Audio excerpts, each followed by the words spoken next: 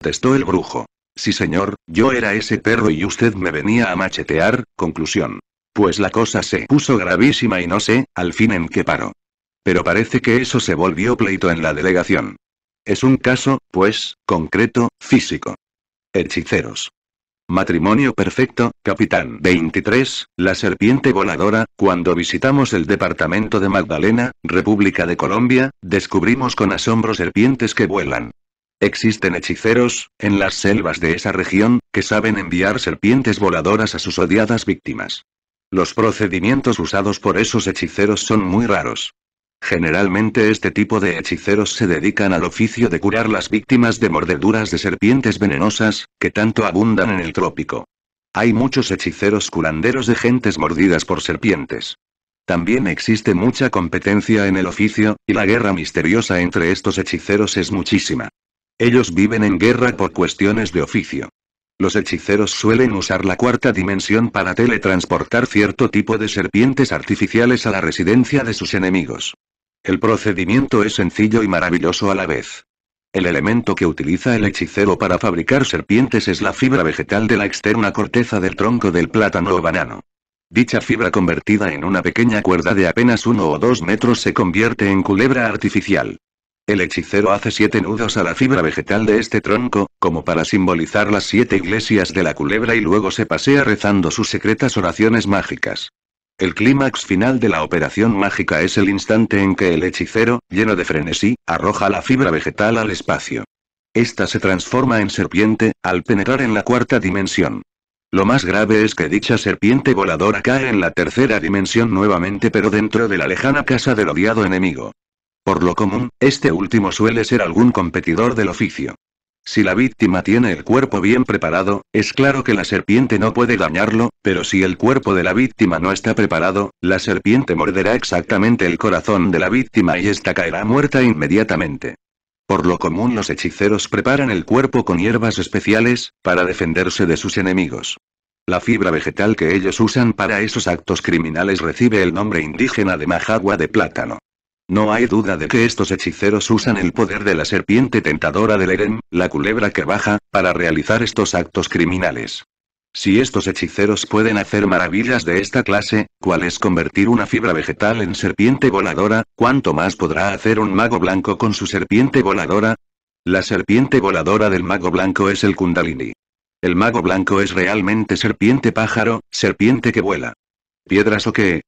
Mirando al misterio, capitán 13, ¿piedras o qué?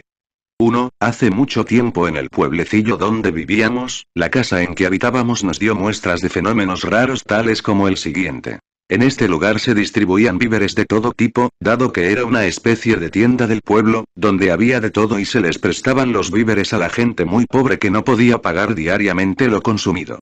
Les otorgaban unos vales que se supone que deberían pagar cada semana, pero debido a que los hombres en su mayoría tomaban mucho alcohol, se bebían el dinero que ganaban, ocasionando un drama para sus familias, dado que en muchos casos debían varias semanas de pago. Uno de los deudores que se negaba rotundamente a pagar, tenía fama de practicar actos de brujería y en algunas ocasiones se enorgullecía de ello y amenazó a que no le cobraran más porque lo iban a lamentar.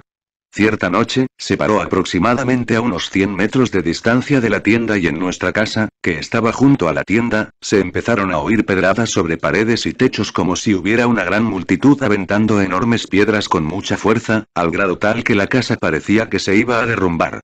Uno de los familiares se atrevió a asomarse por una ventana y únicamente observó al brujo aquel que con la mirada fija hacia la casa, parecía que le salía fuego por los ojos y que con una sonrisa irónica y grandes ademanes pronunciaba unas palabras ininteligibles. Después de un rato, pareció que se iba acumulando una gran cantidad de piedras y que iba a ser cosa imposible salir de la casa. Al retirarse dicho individuo, cesaron los ruidos y todo quedó en tranquilidad y calma.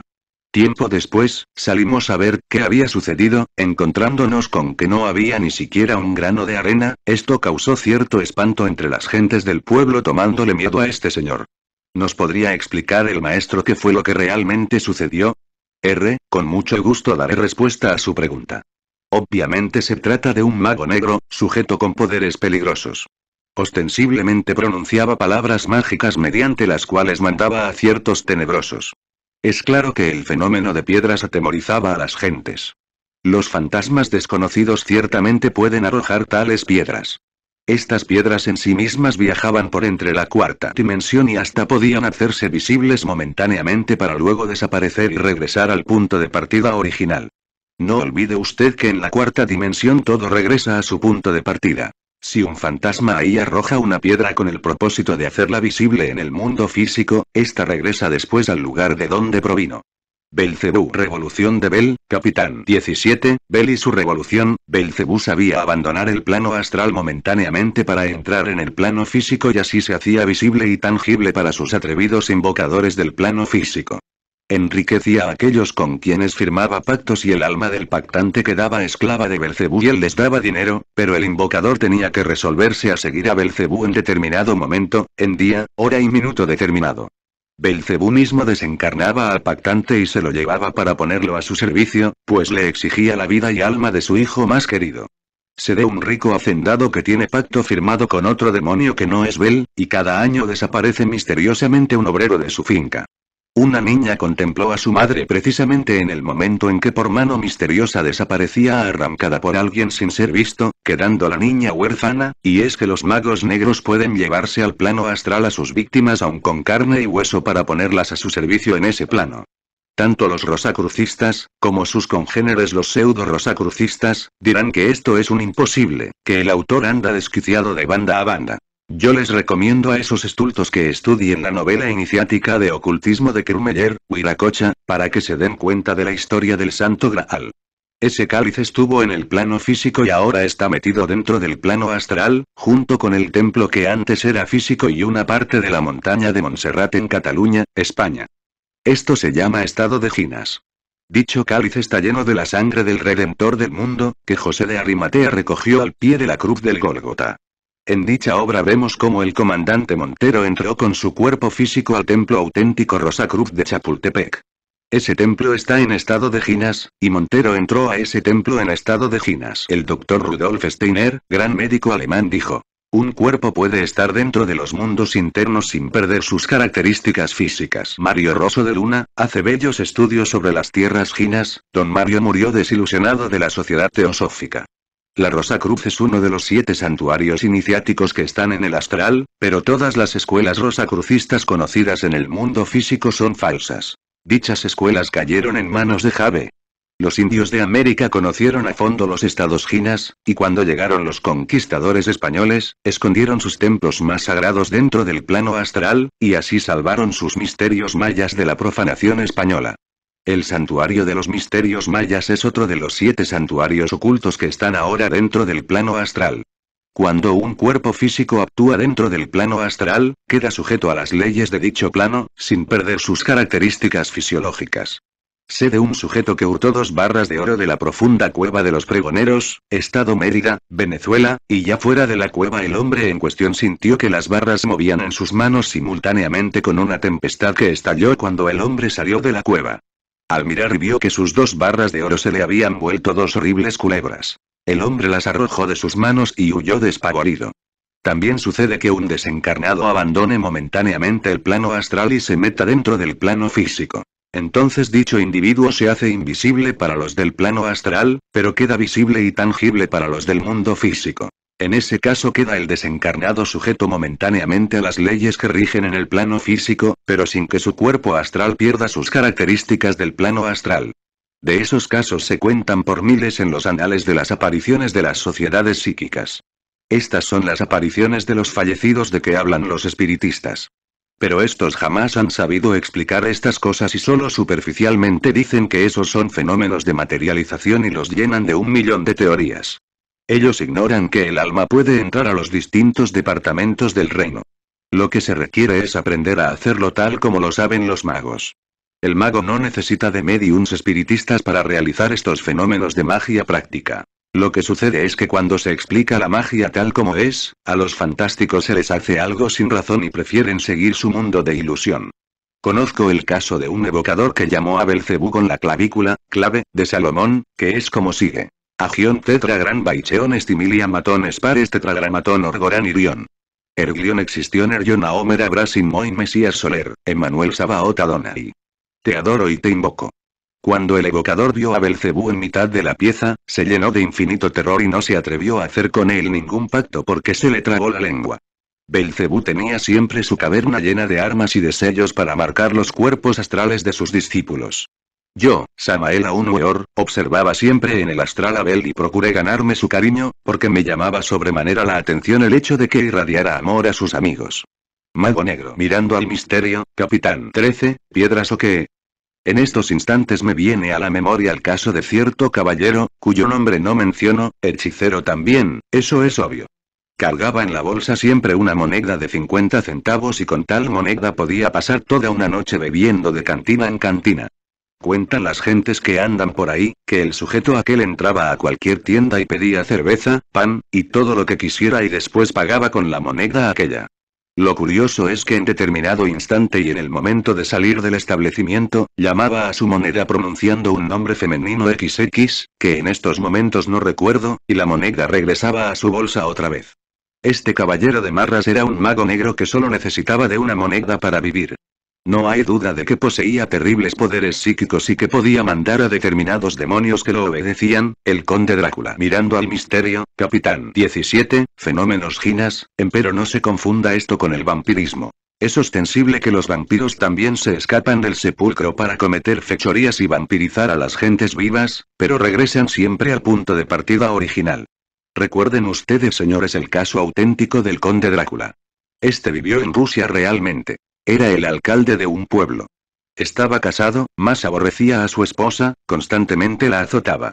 Después de su defunción el conde Drácula se escapaba del sepulcro y venía a casa para repetir siempre las mismas azotainas, esas que tanta amargura dieran a la infeliz mujer. La pobre, exasperada hasta el máximo, puso el caso en conocimiento de las autoridades civiles y religiosas de su época, causando, como es natural, estupor general.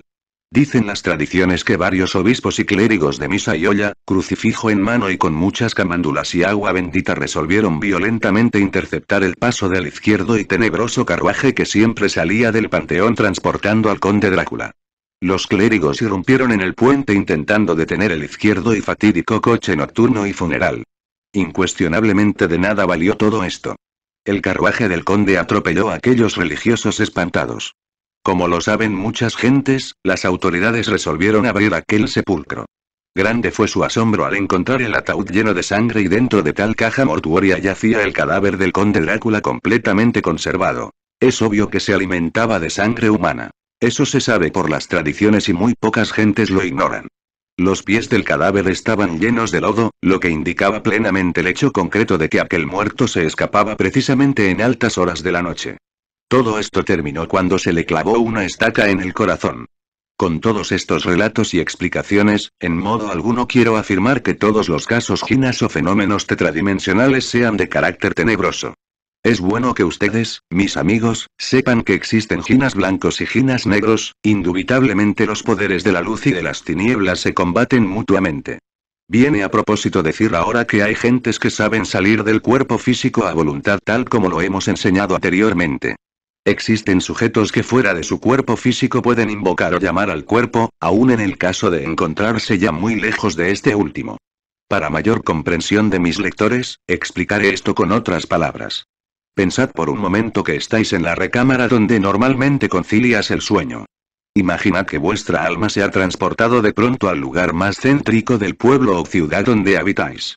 Incuestionablemente esa alma ya está lejos del cuerpo, pues el cuerpo está en la cama y el alma ha viajado hacia el centro de la ciudad. Aunque a vosotros os parezca imposible, esa alma podría desde el centro del poblado o ciudad donde está, llamar al cuerpo que dormido quedó entre el lecho. Podrá pareceros extraño lo que estoy diciendo, podrá pareceros imposible que tal cuerpo concurra de vuestro llamado, que abandonara el lecho, que saliera de casa, que caminando despacito fuera exactamente a dar con su alma que en esos instantes ansiosa la esperara en el centro de la ciudad. Vosotros podéis responderme que solo un perrito muy amigo dejado en casa podría ir en vuestra búsqueda, os parecerá algo insólita la noticia de que un cuerpo pudiera ir en busca de su alma, mas eso no es así, no os sorprendáis. Comprendo que ignoráis todo esto y por eso tal noticia os parece algo inusitada y hasta imposible. Vampiresa. Conferencia. Pret. De las damas gnósticas y rest. Del maestro Samael a un Weor, otro caso más grave, en cuestión de vampirismos, le sucedió a un discípulo de Apolonio de Tiana. El discípulo aquel dijo que se iba a casar, que ya tenía